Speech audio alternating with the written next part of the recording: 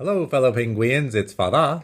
And Pengui. Welcome to the second series we have going with MOSS Robotics, programming our Exofabulatronixx 5200 set.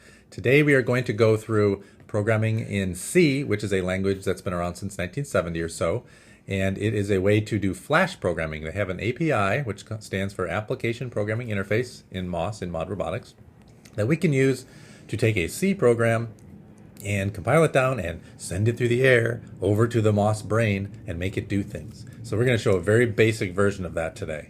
Yes, and if you have no idea how to build with MOSS or do things with MOSS, please check out our previous playlist series called MOSS Survival Guide. That will really help you along with this series. Okay, let's get started. Okay, let's get down to business and flash some C code to our MOSS brain. Shall we, Pengui? Okay. Okay. Pengui is going to first build a simple robot that we will use to demonstrate how to flash code to the brain. So first you want to orient your power block so that the import thingy is on the left. Then you want to take your brain and place it on the side so that the two power faces meet up. And so that 3 is lined up here. Next, what you want to do is you want to take a flashlight. You want to place it on the bottom here, this bottom one. And then you would like to take a corner, place it on top of the flashlight so that the brown side is facing up next to the 3, and you put a corner right here. That's it. That's our whole robot. So if we turn that robot on, the power and the control signal should make the light light up. So we're sending a signal out of which face again? Face 3. Face 3, and then we are sending that signal to the output device, which is the flashlight.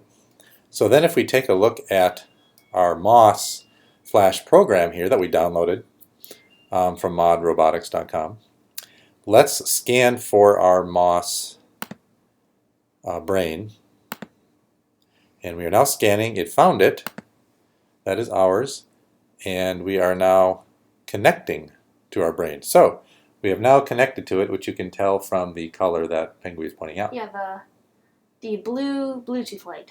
Okay, so now it says drop a C file on MOSS. Let's take a look at this C file, which we actually got from the MOSS Robotics site as we introduce ourselves to this technique. There's two functions that are defined. One is called setup and one is loop. Setup is the function that that will be run once by the brain itself. It's going to set things up such that we can do whatever we need to in the loop, which is going to happen over and over and over again. So in the setup, we're saying we're just setting a variable called face to blink. We're setting it to face 3, and that's, let's see, why are we doing that? It's because the flashlight is connected to face number 3 on the brain. Okay, so we are going to start controlling the output of face number 3 with this program. Then we're going to set the face state, which means on or off, of the face to blink, which is face 3, to output. So we're going to make it an output face so it sends a signal out. Then we're going to set the value of it initially at the setup to minimum, which is actually a value that's the lowest you can possibly do. So that'll send it, let's see, on or off. I think that'll be, won't that be off? That would be off. That'd be off. And then in the loop, every 1 second, because it's every 1,000 milliseconds, and 1 millisecond is 1/1000th of a second. So every 1 second, we're going to get the face value of what's currently there. If it equals the minimum face value, which is the lowest, meaning it's off, then we're going to reset the face value of number 3 to be the maximum face value, which means it's going to go on. So then that'll come back, it'll loop back through again, it'll wait another second, and then it'll say, hey, let me grab the face value, and that face value is now going to be the maximum face value. So it's going to come down to the else clause and say, ooh, I'm going to set the face value to the minimum face value, which will turn it off. So in essence, every 1,000 milliseconds or 1 second, it's going to blink on and off. It's going to do that over and over and over again. So that's the C program. That's the simple one. We're going to in order to put that into the brain, we take this, it's called blink.c here, and we're going to drag it onto the program, or onto the MOSS Flash program.